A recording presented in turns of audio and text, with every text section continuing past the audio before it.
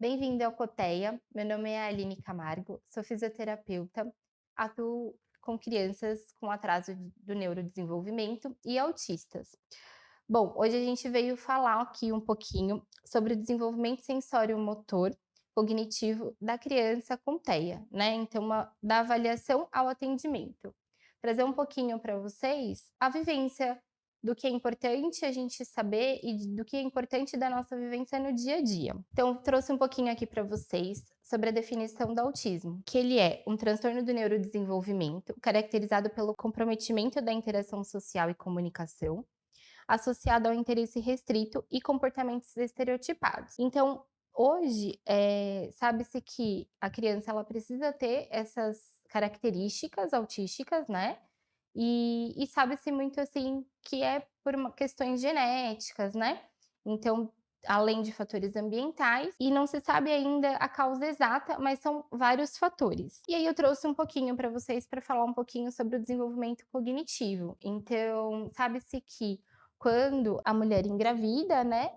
Então, tudo que ela passa aí durante a gravidez, durante esse pré-natal, acompanhamento, as condições sociais, emocionais, físicas dessa mãe, elas vão passar para o bebê, né, então o bebê ele vai se desenvolver, ele vai sentir essas emoções, ele vai, se desenvolver dentro, né, do ambiente intrauterino, a partir das emoções e das oportunidades que essa família traz para essa mãe que está gestante.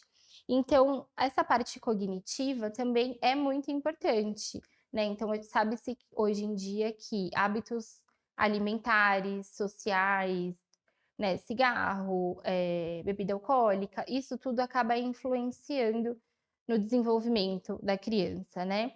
Não que isso seja um fator de risco para a TEA, mas é um fator de risco cognitivo, de desenvolvimento cognitivo, quando a criança começa a ir nos aprendizados, a se desenvolver no pós, né, no pós-uterino. Então, quando ela nasce, as condições que ela teve dentro do útero influenciam no desenvolvimento dela, né, influenciam nessa questão da inteligência, né. Então a gente sabe que a questão do desenvolvimento cognitivo é muito importante a gente ter, condições que essa criança se desenvolva bem, né. Então, antes de nascer, então isso dentro do útero lá com a mãe, e no pós-nascimento que essa criança ela tenha oportunidades de se desenvolver, de ter esse entendimento, essa troca com os pais, na relação, na comunicação, no afeto.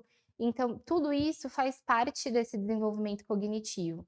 A gente sabe que essas crianças que não têm tantas oportunidades, né, não têm essas oportunidades de ter afeto, de ter esse ambiente social, ter essa troca com os pais, acaba não desenvolvendo tanto essa parte afetiva. E isso pode trazer comprometimentos futuros, né, então dessa parte de aprendizado, de atenção, então um pouquinho do desenvolvimento motor, né, de desenvolvimento típico. Então sabe-se que quando o bebê nasce, ele tem lá os reflexos primitivos, e aí a criança vai crescendo, vai se desenvolvendo, e aí até aí, pelo menos na primeira infância, ela tem muitos aprendizados, né, ela tem muitas vivências que ela vai aprendendo, vai evoluindo, ela vai criando aprendizados e entendendo que o que ela presenciou lá desde bebezinha, lá desde intraútero, vai trazendo resultados ao longo dessa primeira infância. Então, sabe-se que de bebezinho, né, então eles têm um padrão flexor, né, então dentro do desenvolvimento, neuropsicomotor da criança, né, o desenvolvimento típico lá quando eles saem da barriga, sabe-se que eles têm lá os reflexos primitivos, então eles têm um padrão flexor, né, então eles ficam mais com os membros mais fletidos, então mais ali de conchinha, né, então se a gente for pensar dentro do desenvolvimento, ali no primeiro mês, eles vão ter um padrão flexor, então isso vai fazer com que eles ainda sintam que estão dentro do útero, então a gente precisa, né, na questão, né, tanto cognitiva, afetiva, trazer aí para essa criança esse aprendizado dela saber que não está mais intraútero, que ela está ali de que ela já nasceu, que ela está num ambiente diferente do que ela já conhecia, do que ela ficou lá por 9 meses, né. E aí ela vai aprendendo que ela não precisa ali ficar no casulo fechadinha, igual como se fosse intraútero, e ela vai ganhando aí, a partir, né, do primeiro mês, então ganhando mobilidade, né, então ganhando força muscular, então melhorando o tônus muscular, melhorando controle de cabeça, melhorando o controle de tronco, membro superior, né, então aí ela começa a ir sair das posturas, vão, né, para as posturas um pouquinho mais altas, que é aí a extensão de tronco e cabeça, e aí ela começa a rolar a partir ali dos 4 para 5, um rolar acidental, depois ela vai para o sentar, ela começa no sentadinho, e aí ela já começa a fazer controle de tronco sentado, então ela já tem mais firmeza de apoiar a mãozinha, ela já começa a fazer um alcance sentado, um alcance na frente, um alcance do lado, e aí ela consegue sair da postura sentadinha e ir para o 4 apoios, então aí já começa a querer engatinhar, pivotear, a rastejar, e aí ali a partir do entre o sétimo e oitavo até o nono, eles começam a escalar, começam a apoiar lá na mesinha, na cadeira, e aí a partir dos 8 meses, mais ou menos, já começa a arrastar os móveis pela casa, já começa a andar de ladinho, já começa a engatinhar, e aí a partir aí dos 10, né, 9 para 10, né, depende aí muito da criança, eles começam a andar. Tem criança que começa assim a andar aí com uns 11, 10, 11 meses, tem crianças que começam a andar com 1 ano, tem crianças que começam a andar aí 1 ano e 2, 1 ano e meio.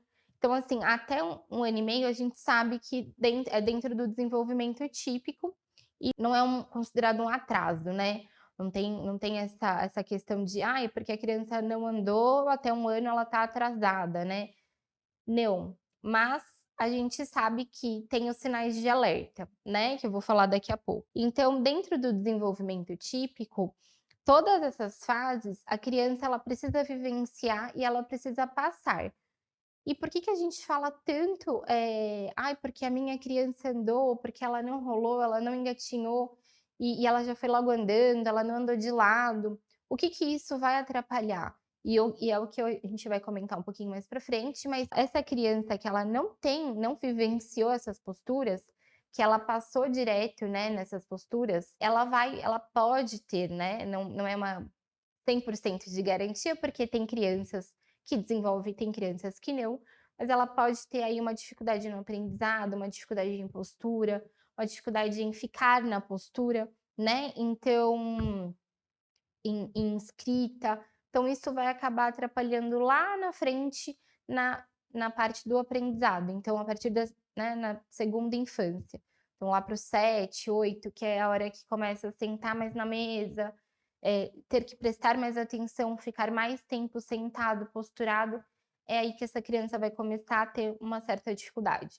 Por isso que a gente fala do tão importante que é trazer essa criança o mais precocemente para físio, então, ficar de olho nessa criança o mais que puder, né. Então, tem dúvida de alguma coisa que está com atraso, sim, é importante ter esse acompanhamento, né. E aqui eu trouxe outra imagem, né, que fala um pouquinho sobre o desenvolvimento motor, que tem mais algumas posturas. Então, é importante a criança vivenciar todas essas etapas, para justamente ela conseguir ter um desenvolvimento melhor e ter um aprendizado melhor. Então, tudo que a gente é hoje, né, foi tudo que a gente viveu lá quando criança. Então, se a gente tem alguma dificuldade, se a gente tropeça muito hoje, se a gente tem uma falta de atenção, como que a gente ficou nessa infância? Como que a gente brincou, né, então como que a gente se desenvolveu? Tudo isso influencia quando somos mais velhos, né. Então essa imagem é bem parecida, né, o que muda é a escada, então a posturado, né, para comer, que todas essas posturas, então, são importantes para a criança no desenvolvimento motor, né. Agora eu trouxe um pouquinho falando sobre o desenvolvimento do indivíduo com autismo. O que que muda, né, então dentro ali do desenvolvimento tanto cognitivo quanto motor, a gente sabe que lá desde quando eles nascem, saem do útero, tem algumas questões que são um pouquinho diferentes do desenvolvimento típico. Então, o desenvolvimento atípico, ele vai, a criança ela vai nascer, ela vai começar a se desenvolver, então ela vai começar a relaxar os braços, sair daquele padrão flexor, começar a sustentar a cabeça. Muitos autistas não têm problemas motores visíveis, né, a gente chama de pacientes funcionais, que eles são super funcionais, corre, pula, joga bola, mas quando precisa fazer algo mais elaborado, apresenta dificuldade. E aí é nessa fase ali da segunda infância que eles vão apresentar também essa certa dificuldade, tanto na escola, quanto, por exemplo, numa aula de educação física ou numa brincadeira, né, de Dia das Crianças ou brincadeira no parque, porque eles vão ter essa dificuldade de não só de se socializar, né, então de estar ali com outras crianças, de ter essa iniciativa, mas dificuldade de fazer. E aí é nessa hora que a criança perde o interesse e não quer mais. Então, tem algumas crianças que podem até surgir ali uma iniciativa de estar junto, de tentar, mas ver que tem dificuldade, acaba saindo. E aí com essas crianças, a gente precisa sim ter um pouquinho mais de acompanhamento nessa parte da fisioterapia. Então essa parte do desenvolvimento que eu quis trazer, é que essas crianças lá desde pequena, elas trazem sinais pra gente. Então elas trazem sinais de que não conseguem fazer determinadas posturas, algumas têm algum pouco de atraso para sentar, para rolar, para engatinhar, tem algumas que não engatinham, tem algumas que já não dá o passinho lateral, mas já saem andando de frente. Isso tudo acaba atrapalhando na questão do equilíbrio. E aí essas crianças elas vão crescendo um pouco mais rígidas, né, então elas vão crescendo com um pouco mais de dificuldade. E aí essas crianças que já apresentam essa dificuldade motora, muitas delas têm questões cognitivas. Então a gente sabe hoje em dia que alguns níveis de autismo, né, dependendo do nível de suporte, elas apresentam dificuldade, né, nessa parte cognitiva. Então algumas têm deficiência intelectual em conjunto, então o entendimento fica ainda um pouco mais difícil. Então, fica um pouco mais difícil da compreensão e do entendimento de como aquele corpo precisa se portar, em questões dentro ali do fortalecimento ou dentro do contexto da atividade que ele vai participar, não se portar de comportamento, e sim de postura mesmo. Então, alguns pacientes que têm autismo, que vêm para fisioterapia, eles não têm noção de como tá ali aquele corpo no ambiente, né? E isso vai agravando cada vez mais. Hoje, o que se sabe, né, dessa questão de parte motora, né, de atraso de parte motora nesse desenvolvimento atípico, é que muitos apresentam dificuldades não na função, né, então eles são funcionais no andar, no correr, em brincar de bicicleta eles têm dificuldade de andar de patinete, eles têm dificuldade de correr e entender aonde eles precisam, até onde eles precisam correr. Então eles correm, mas eles correm daqui, aqui, daqui, aqui, mas eles não conseguem fazer aquela brincadeira de pega-pega. Então, dentro ali da brincadeira, eles não conseguem fazer essa corrida. Eles correm livres, mas eles não conseguem dentro dessa corrida. E aí a gente sabe que isso acaba atrapalhando mais ainda na socialização, né? E essa questão da parte cognitiva, então algumas crianças que têm essa deficiência intelectual acaba atrapalhando um pouco mais nessa parte de compreensão. E aí eu trouxe aqui um pouquinho que dos prejuízos, né, cognitivos, eles podem ter na parte temporal, né, na parte do cerebelo, então a questão aí do equilíbrio, da parte motora, da coordenação, então muitos têm aí dificuldade, sim, na apreensão e, lógico, vai aparecer lá na segunda infância, né. Então é muito difícil aparecer ali na primeira infância, ali antes dos 4 anos de idade, porque é tudo muito global, né, então a criança ela precisa sim ter essa função ali o brincar, mas já é diferente, então eles não têm tanta, precisão.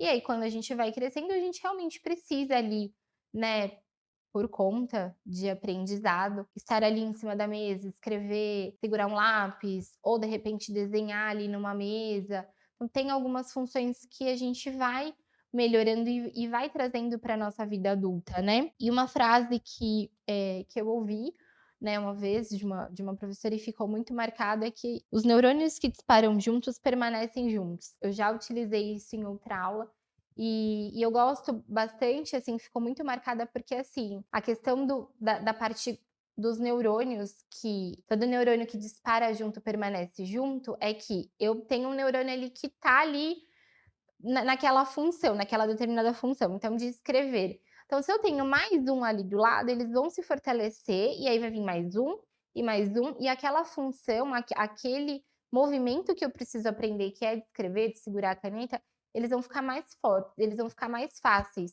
né, do meu cérebro entender que, ó, aquele é importante, aquele movimento, olha, tá vendo o tanto de neurônio, tanto de sinapse ali que eu fiz para aprender aquilo? Então eu preciso gravar, eu preciso que aquilo fique ali guardadinho. Já dentro do cérebro do autista, às vezes isso dispara a função, então o neurônio vai lá e dispara, pegar na caneta, ele pega. Aí o outro que vinha para ajudar ali, o outro neurônio que vinha para falar: "Olha, ajuda ali a segurar a caneta, olha o outro, ó, agora você tem que movimentar assim para escrever", isso não acontece. E aí acaba que aquela função de segurar a caneta e escrever acaba se perdendo, então ele aprendeu a pegar a caneta. Então daqui a pouco ele vai lá, solta e vida que segue, então ele não consegue ter essa constância, muitas vezes por conta dessa parte que afeta essa parte neurológica deles também. Então aqui eu trouxe uma imagem que é um pouquinho do resumo do que eu falei, dessas partes do cérebro que são afetadas do autismo. Então tem lá o córtex cerebral, os gânglios da base, corpo caloso, cerebelo, a amígdala e o hipocampo, que são as áreas que mais são afetadas e que acaba afetando nessa parte motora também. E aí eu trouxe um pouquinho para falar da questão motora, né, que eu já falei, quais são os principais déficits que a criança com autismo pode apresentar. Então, dentro deles, né, do desenvolvimento atípico, né, então dentro de um desenvolvimento onde a criança já tem o autismo, o que ela vai apresentar no desenvolvimento motor?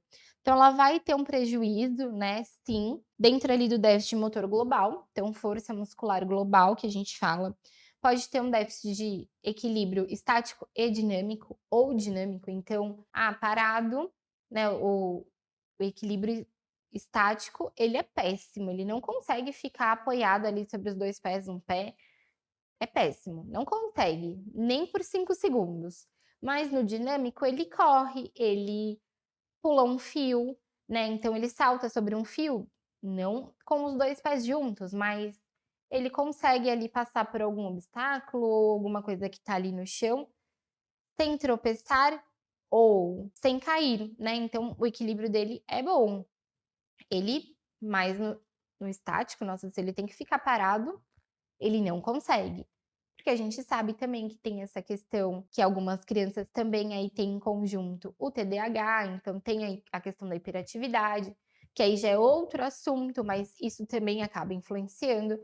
Mas isso dentro do autismo, a gente sabe que isso é prejudicial. Então, se eu não consigo ficar parada para fazer determinado movimento, ficar numa postura correta, correta que eu digo, na verdade, a gente não tem que andar que nem robô, né, andar nossa, a gente precisa andar ereto, né, então eu preciso ter uma postura ereta. Não, mas a gente precisa ter uma força muscular boa para a gente não despencar, ou que a gente consiga ficar aqui numa postura adequada no tempo que a gente precisa. Na questão da propriocepção, eles também apresentam dificuldade, apresentam essa alteração de ficar sobre uma estrutura macia ou uma elevação. Pé equino, então muitos andam aí na ponta do pé. Uma hipotonia, então entra aí um pouquinho, né, nessa parte global de fraqueza muscular. Mas tem alguns autistas que têm o tônus bem diminuído, então além da fraqueza muscular, eles apresentam essa musculatura um pouco mais flácida, né, então além da força, né, é uma musculatura flácida, que ela não ganha, né, sustentação fácil, né. Coordenação motora fina e grossa, então essas crianças vão apresentar aí dificuldade, então, em chutar uma bola, ficar de um pé só, pular igual o saci, esquema corporal, né, então o que eu falei da questão do espaço, do corpo, de como meu corpo se mantém no espaço, eles apresentam essa dificuldade.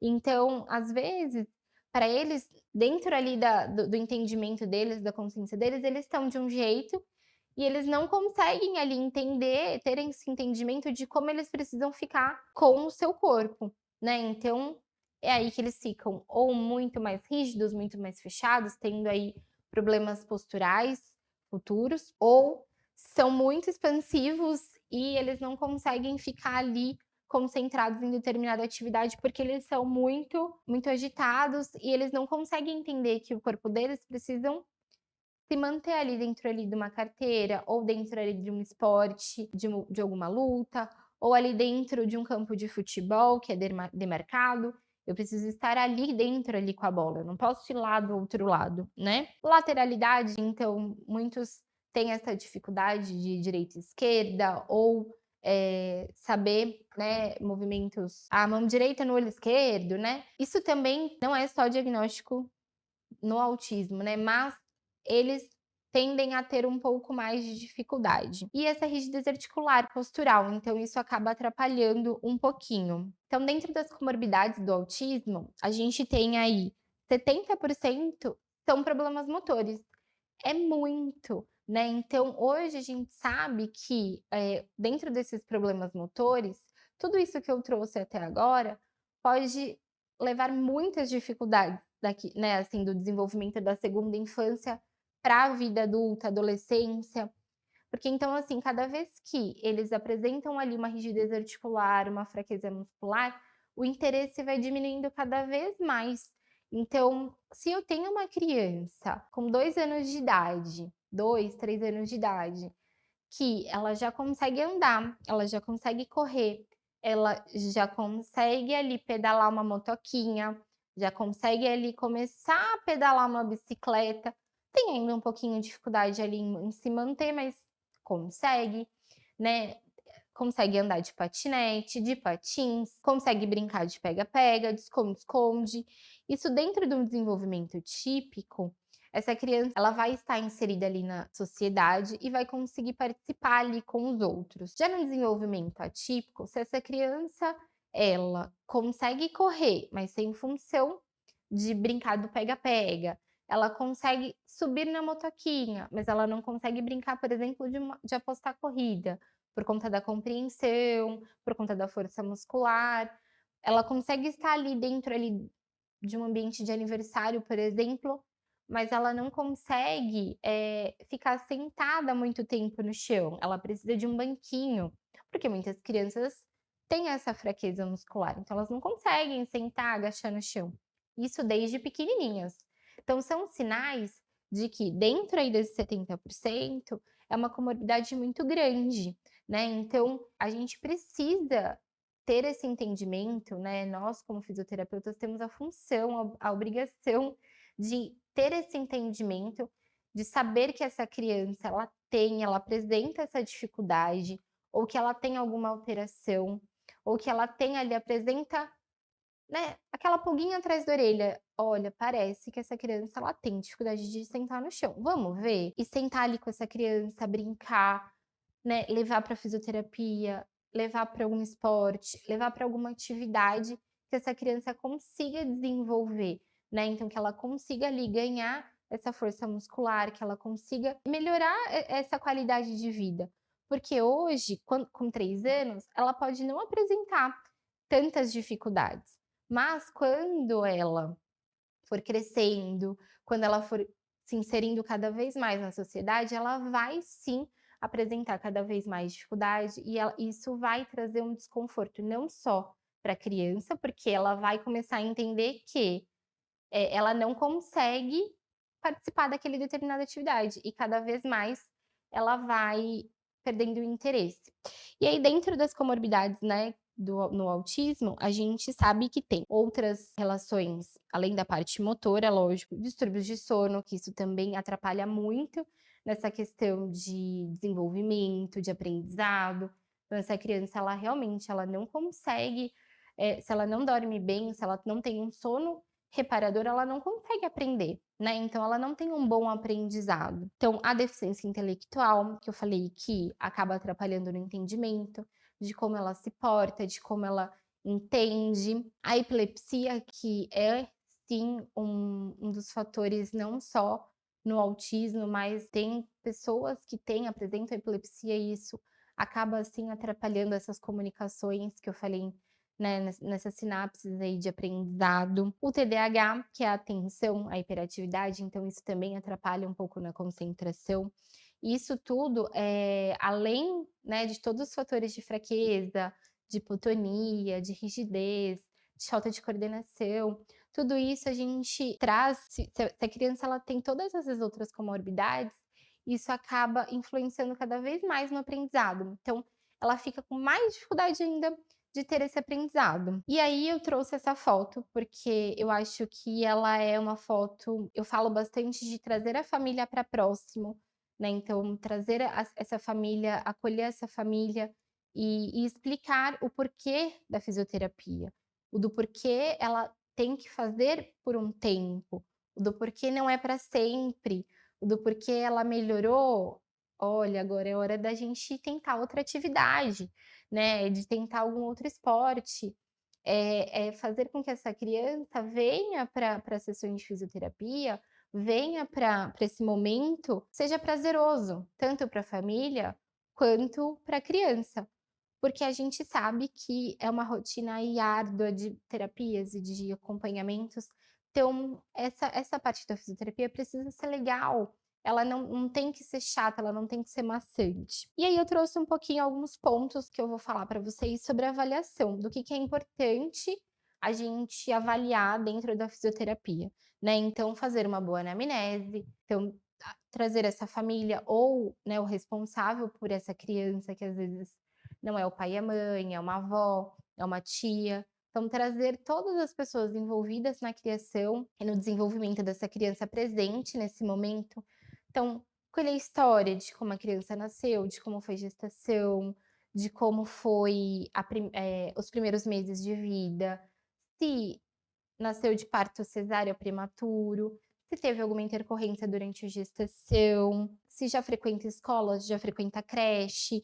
Então, tudo isso dentro da anamnese. Então, tudo entre escola, entre família, entre pode até ser outros cuidadores. Então, vamos pensar que essa criança ela fica metade do tempo na escola e metade do tempo com a avó. Então, essa avó ela precisa estar presente, né? Então, ela precisa participar dessa anamnese, porque esse meio período que ela fica com a avó e, né, à noite fica com os pais, mas esse meio período que fica com a avó, muitas coisas acontecem dentro desse período.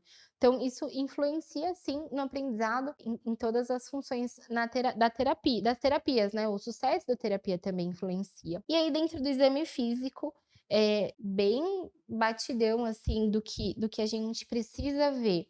Então, postura, então se a criança, isso dentro de uma avaliação independente da idade, tá? Eu trouxe bem globalzão mesmo. Então, postural, de como a criança fica em determinadas posturas, não só em pé, não só sentada, mas brincando, então jogando uma bola, um senta e levanta, de como ela faz o andar dela, a marcha dela, então ela anda com um pé mais para fora, com os pés paralelos, com os 2 pés para fora, né, então como ela pisa mais na ponta do pé, mais no calcanhar, então tudo isso acaba influenciando na força muscular do corpo como um todo. Se ela tem alguma dificuldade na força, então de preensão, de segurar lápis, de brincar, às vezes a gente fala assim: "Ah, mas no brincar ela não tem, mas de segurar o lápis ela tem". E aí isso acaba atrapalhando, então tá, para ela brincar ela não tem, mas e aí na escola, né, de como essa criança vai ficar ali sentadinha, de como ela vai ficar conseguir fazer as lições, ou de como ela vai conseguir desenhar ou pintar um desenho, né, que for do interesse dela. Então, a ADM, né, assim, mobilidade, como que ela tá, se ela tem uma boa mobilidade, então se ela tem um tônus diminuído, uma mobilidade mais aumentada, então ela tem às vezes uma frouxidão ligamentar, que isso vai acabar atrapalhando na questão postural, na questão da força, na questão do aprendizado, na questão da sustentação. Os exames de imagem, né, que são os clássicos, né, raio-x, tomo, ressonância, Ubera, todos esses exames que essas crianças fazem, né, os de genética, então todos esses exames, todos os acompanhamentos que essa criança faz, a gente precisa saber, a gente precisa pedir que essa família traga, justamente, pra gente saber se tem alguma alteração ou não. Então vamos pensar que tá, eu como fisioterapeuta, eu não peço Bera, eu não peço processamento auditivo. E essa criança ela tem uma dificuldade de compreensão, ela tem uma dificuldade de audição e não é pelo autismo, né, não é só pelo autismo, tem outra condição ali. E aí, como que eu vou me comunicar com essa criança? Como que eu vou fazer com que ela entenda o que eu estou pedindo? Então eu preciso saber tudo isso dentro da avaliação. Quais terapias que elas fazem, quais acompanhamentos, como que é a rotina, o que que é primordial naquele momento. Sim, precisa de todas as terapias. Sim, precisa dar um up na físio, sim, precisa dar um up na fono. E eu saber de todas essas terapias faz com que a gente consiga encaminhar e orientar essa família também. E aí um pouquinho do nosso tratamento. Então, hoje a gente sabe que trazer a criança para dentro aí da nossa terapia, então ela ser o centro da terapia, ela e a família, né, então ter o foco do que, ó, do que a gente precisa trabalhar. Então a gente precisa trabalhar isso, isso, isso, isso. Então, explicar para essa família o porquê que você está fazendo isso. Que às vezes a gente fala muito do brincar, a gente traz muito jogo, muita brincadeira, muito brinquedo, e às vezes tem família que não entende, né? Ou tem outros profissionais que falam: "Nossa, mas você só brinca". Sim, a gente usa isso como recurso terapêutico. A gente traz isso para deixar a criança mais entretida ali no que a gente precisa trabalhar, né? Então a gente precisa pensar ali, antes de tudo, no bem-estar geral, tanto do terapeuta, da família, da criança, dos, envolvidos, dos responsáveis. Então, qual ambiente que eu vou trabalhar com essa criança? Se essa criança gosta de barulho, ok, vou colocar uma música, vou trabalhar no ambiente externo. Se a criança não gosta de barulho, essa criança não gosta de muitas pessoas, então tá, vamos começar numa salinha, eu e ele, ali, mais fechado, e aí eu vou levando essa criança para um ambiente externo, ter uma rotina, tanto de terapeuta quanto, de horário, de exercícios, de mostrar para ele o que a gente vai fazer, né, o quais recursos a gente vai usar dentro daquela terapia, deixar essa criança explorar e entender ali o ambiente que ela vai ficar, que ela vai passar ali aqueles 30 minutos, 40, 50, 1 hora, né, então depende muito, da proposta do que a gente vai fazer com aquele paciente, às vezes até um pouco mais. Então deixar ele explorar, entender o ambiente que ele vai ficar aquele tempinho. E aí entra uma coisa que eu gosto muito de falar, que é sobre a intervenção precoce, que sim, para a gente ter um bom tratamento, essa criança ela precisa vir antes, o quanto antes, para a fisioterapia também.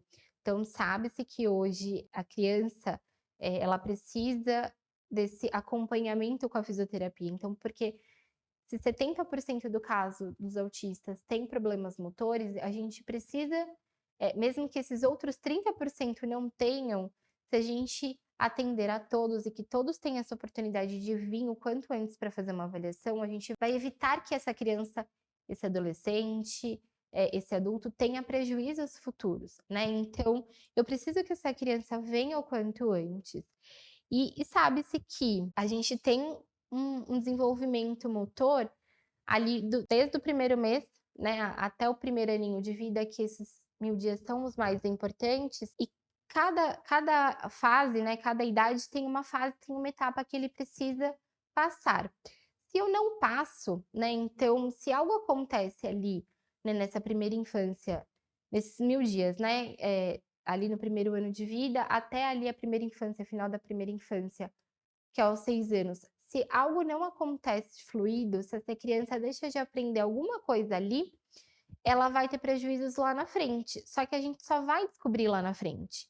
Então, pode ser que se essa criança vir antes para físio, a gente consiga trabalhar e ajudar em outras habilidades. Por exemplo, eu preciso, antes de eu começar a falar, a criança né. Então a criança, né, o bebezinho, antes dele começar a falar, antes dele começar a balbuciar, ele ali começa a se movimentar. Então ele tá ali quietinho no padrão flexor, ele começa a se soltar, ele começa a relaxar a musculatura, ele começa a olhar para os lados, e aí sim, a musculatura ela começa a ser ativada e aí ele começa a soltar as primeiras mímicas faciais, ele começa ali soltar uns burburinhos, uns balbucios, e aí é a partir disso que eles começam a falar. Então se eu tenho uma criança que tenha, esse atraso em alguma das partes motoras dela, de funcionalidade, se a gente começar a trabalhar, se a gente começar a fortalecer, eu sim, tenho também ganhos em parte sensorial,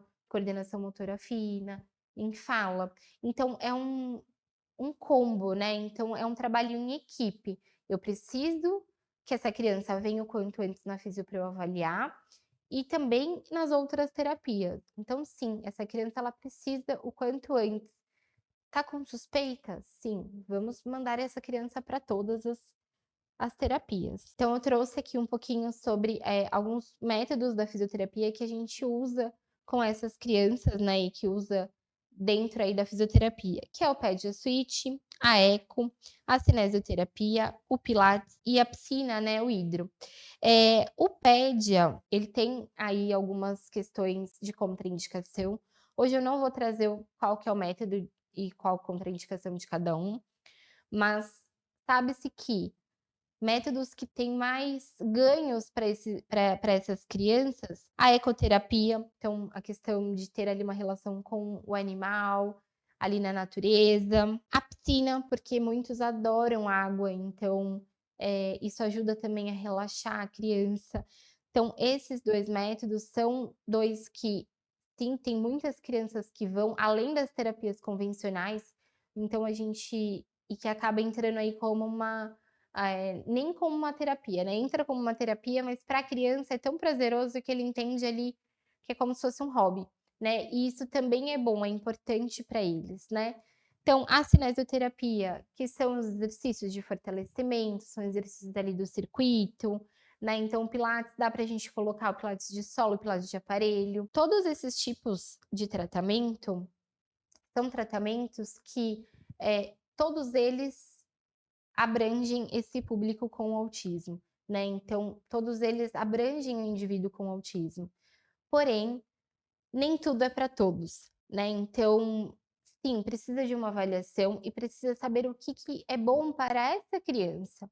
A gente precisa, né, nós fisioterapeutas precisamos entender que eu não posso colocar todos os autistas de nível de suporte 1, 2 ou 3, que tenha deficiência intelectual, que não tenha, que tenha TDAH em conjunto, que não tenha, que tem convulsão, que não tenha, tudo junto. Então, todo mundo vai fazer Pedia Switch, todo mundo vai fazer ecoterapia, todo mundo vai fazer hidro. Não.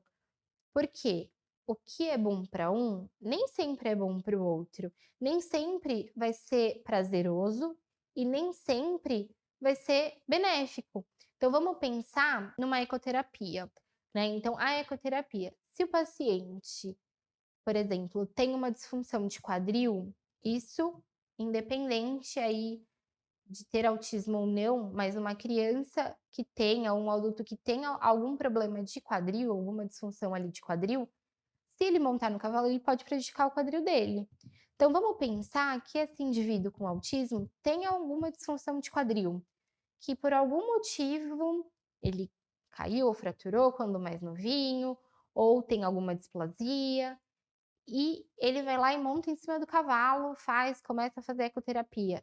E aí começou a ficar mais agitado, começou a ter crises convulsivas, porque piorou as crises convulsivas, ou tá dormindo menos, tá um caos na escola, porque tá mais agitado, não tá aprendendo, não tá se concentrando, virou né. Será que essa ecoterapia é benéfica para esse paciente? Sendo que ela traz aí muitos benefícios, né, de controle de tronco, essa relação com o animal, essa relação com a natureza, a força muscular, a mobilidade. Mas será que todas essas coisas que esse indivíduo foi apresentando, será que é bom para ele?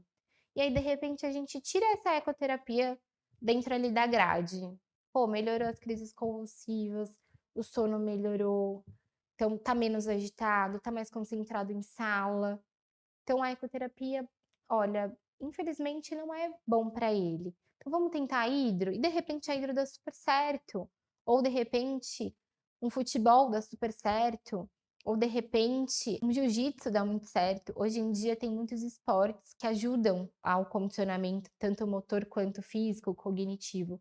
Então, não só a fisioterapia, né? Então, a fisioterapia, ela é um leque, é uma porta de entrada para a criança vir, para a gente avaliar, para a gente acolher, para a gente melhorar alguns pontos e para ir fazendo outros métodos e encaminhar esse paciente para outros esportes, para outros serviços.